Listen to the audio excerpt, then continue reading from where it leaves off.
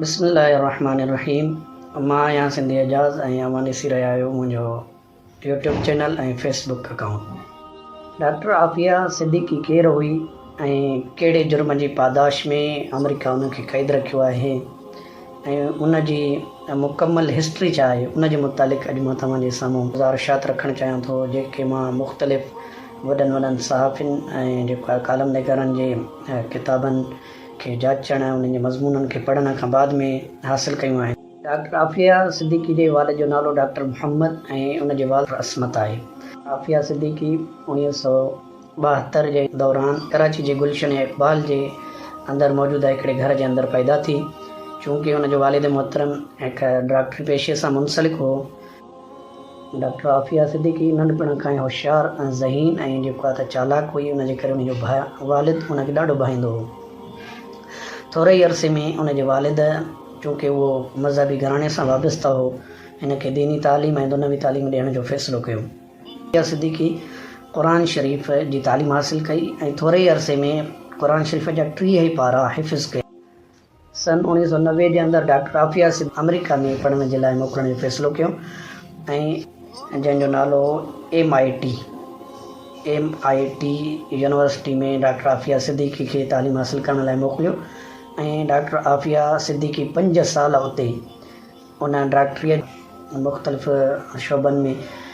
मुख़्तलिफ़ डिग्रियूं हासिल कयूं। डॉक्टर आफ़िया सिद्दीकी 1990 खां 1995 ते ग्रेजुएशन मुकमल कई ऐं उन खां बाद में पंहिंजी तालीम जारी रखी ऐं 2001 जे अंदरि डॉक्टर आफ़िया सिद्दीकी अमेरिका जे शहर बोस्टन जे अंदरि ई इस्लामिक रिसर्च इंस्टीट्यूट जे नाले सां हिकिड़ो फलाही इदारो क़ाइमु करणु घुरियो, जंहिंमें उन जे मुड़ुस डॉक्टर अमजद मोहम्मद बि उन सां भरपूर साथ ॾिनो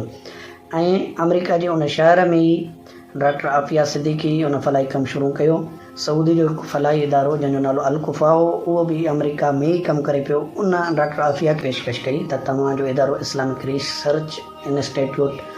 ऐं असांजो अल-कुफ़ा जेको फलाही इदारो आहे, ॿई गॾिजी कमु करनि, ॿई मुस्लिम दुनिया जी भलाई जे लाइ कमु कंदा त फ़ाइदो वधीक थींदो। तंहिंखां पोइ सऊदी अरब जे उन अल-कुफ़ा ऐं डॉक्टर आफ़िया सिद्दीकी ऐं संदसि जे मुड़ुस पारां क़ाइमु कयल इन इस्लामिक रिसर्च इंस्टीट्यूट इदारे गॾिजी कमु करण जो फ़ैसिलो कयो ऐं ॿिन्ही फलाही इदारनि अमेरिका जे अंदरि डॉक्टर आफ़िया जी क़ाइमु करदा इदारे जेको आहे त इस्लामिक रिसर्च इंस्टीट्यूट ऐं सऊदी अरब जे फलाही इदारे अल-कुफ़ा, ॿिन्ही जे तहत हामला जेके मुस्लमाननि जो औरतूं जेके जंगनि में, जेके बमबारियुनि में, जेके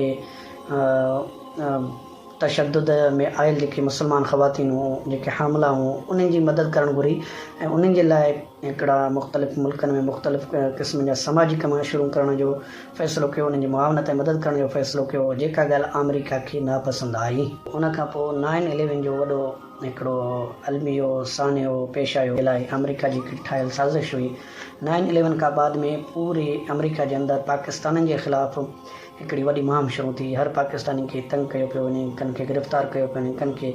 दहशतगर्द करार ॾेई उतां मुल्क मां तड़ाए पियो वञे। डॉक्टर अमजद मोहम्मद फ़ैसिलो कयो त हाणे असांखे पाकिस्तान मोटणु घुरिजे, जंहिं ते डॉक्टर आफ़िया उनखे चयो त असां को बि ग़ैर क़ानूनी कमु कोन पिया कयूं, असां फलाही कमु कयूं पिया,